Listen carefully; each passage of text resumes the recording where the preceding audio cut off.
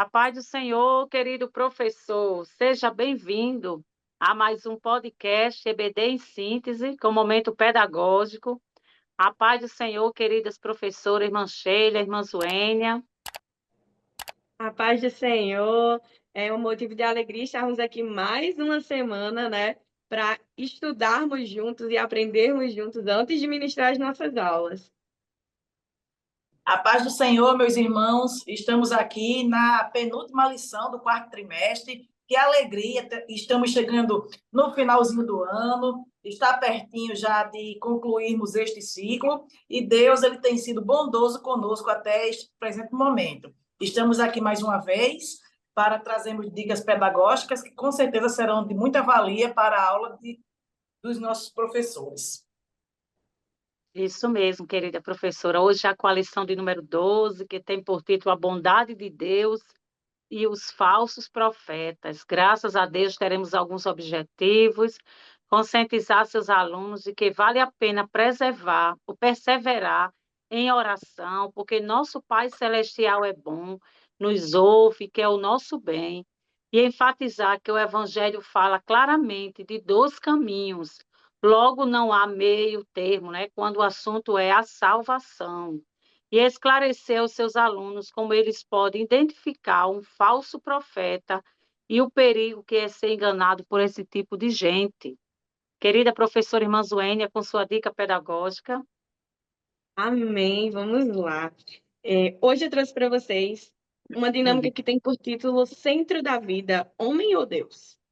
Então, o objetivo é ensinar a identificar falsos profetas e compreender a diferença entre antropocentrismo, que é o homem no centro, e o teocentrismo, que é Deus no centro de tudo. Então, para essa aula, vocês vão precisar, professores, de cartões com situações ou declarações, algumas antropocêntricas e outras teocêntricas, papel e caneta para cada participante, duas caixas ou cestos rotulados com antropocentrismo e teocentrismo.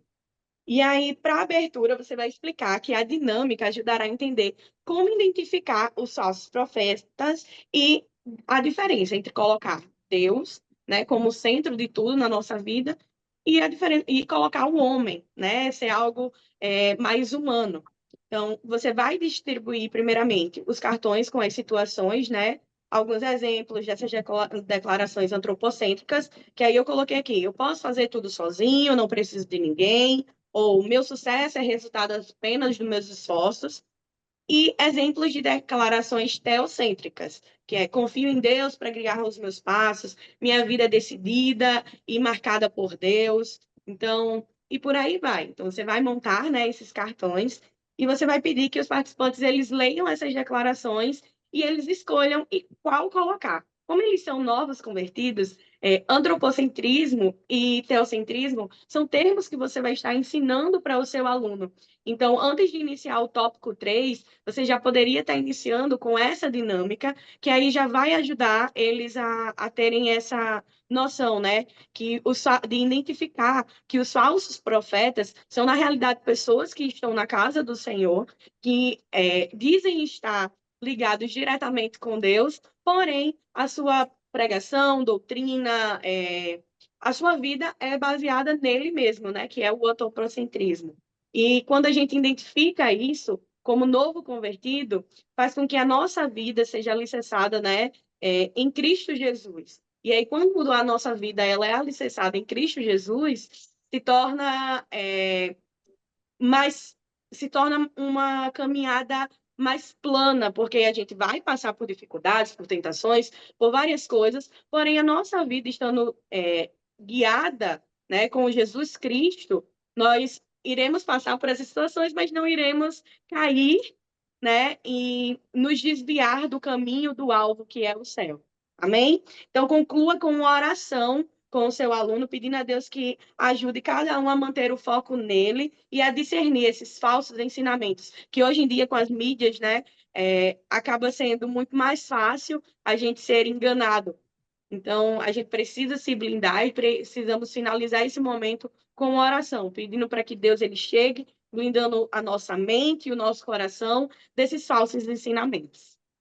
Irmãos, mais uma vez estamos aqui agora trazendo a nossa dica pedagógica E a dica que eu trago para os professores é que os irmãos façam a produção de um cartaz, pode ser um cartaz ou pode ser no quadro branco, não tem problema nenhum, uma relação contendo alguns versículos bíblicos, que inclusive esses versículos estão até na própria lição, mostrando quais são as características dos falsos profetas. É interessante mostrar porque a nossa classe é classe de estudantes que ainda estão iniciando a carreira da fé, né? São pessoas novas convertidas.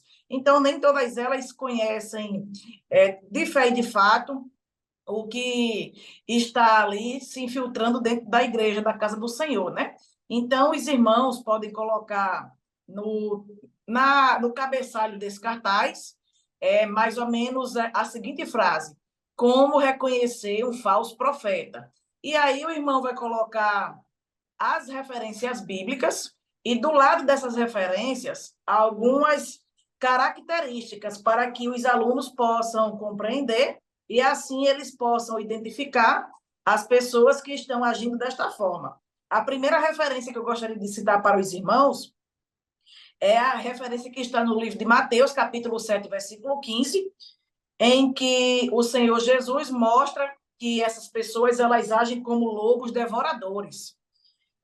Os irmãos podem também mostrar a referência que está ainda em Mateus 7, 21, que mostra que essas pessoas elas têm o hábito de... Mateus 7, 21, não, desculpa. Romanos, capítulo 1, versículo 25, que mostra que essas pessoas elas têm uma tendência a honrar mais a criatura do que o Criador.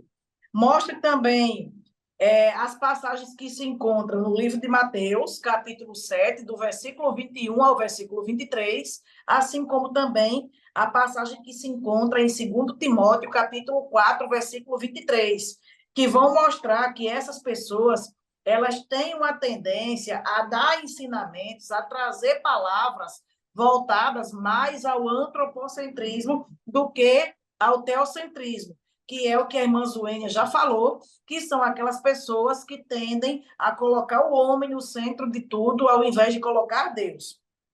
E finalize também falando que essas pessoas, elas também têm hábitos de não gostarem de seguir a doutrina de Cristo.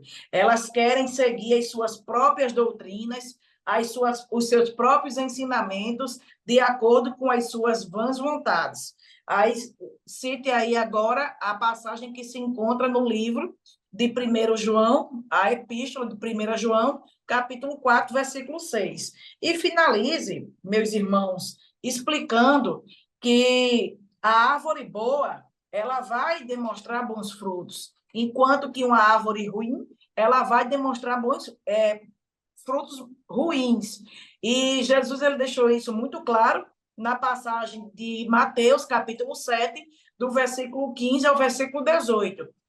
Quando Jesus diz que não se nasce uvas em pé de espinho, né? Então, aí Jesus fala que a árvore ela vai dar exatamente aquele fruto ao qual ela inclinada para dar. É aquilo que você nunca vai ver um pé de manga dando coco, ou um pé de uva dando morango. A árvore ela vai dar exatamente o seu fruto. E assim, os irmãos eles vão começar a compreender quando um falso profeta se aproximar, e aí ele já vai ficar antenado para que não venha cair nessas conversas, né? E assim enfraquecer a sua fé.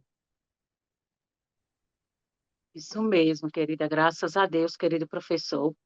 Essas dicas pedagógicas são bênção, né, que vem somar ainda mais para o melhor aprendizagem dos seus alunos.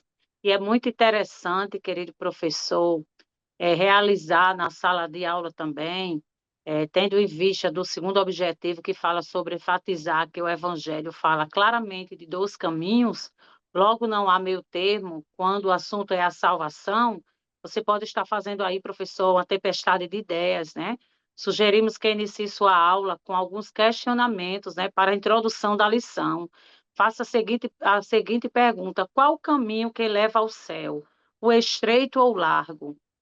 Explique que o caminho que conduz ao céu é bem estreito, por isso muitos desistem e outros preferem os atalhos ou até mesmo os caminhos mais largos. E aí, querido professor, você pode estar explicando aí a diferença desses caminhos, né? A facilidade, nós sabemos que só há um caminho que leva ao nosso Senhor Jesus Cristo. E é bom que essa lição ela venha ainda mais despertar e mostrar que essa porta é Jesus. Querido professor, estas são as dicas pedagógicas para a lição de hoje. Somos gratos a Deus pelo privilégio de servir, ao nosso querido pastor presidente Martins e ao DENEC pela confiança, e às nossas queridas professoras, irmã Zuênia, e querida professora Sheila, com a sua contribuição com as dicas pedagógicas. E com as queridas professoras estão as considerações finais. Amém. Estamos aqui, né? Agora nos despedindo, professor. Então, que o Senhor lhe abençoe durante essa semana. Venha trazer mais e mais ideias para as suas aulas serem enriquecedoras. E não esquece, curte aqui a nossa página, curte o nosso vídeo, compartilhe e deixa também o seu comentário, querido professor. Que Deus te abençoe. Amém, querido professor, querida professora. Que Deus abençoe a sua aula através dessas dicas pedagógicas. Que a sua vida também seja produtiva no reino de Deus e que esse conteúdo que vai ser ministrado por você venha edificar os seus alunos. Que Deus nos abençoe. É isso aí, querido professor. Este canal abençoado é feito para você. Compartilhe, se inscreva, né? Pois aqui traremos sempre dicas e orientações pedagógicas para as suas aulas. Que Deus abençoe.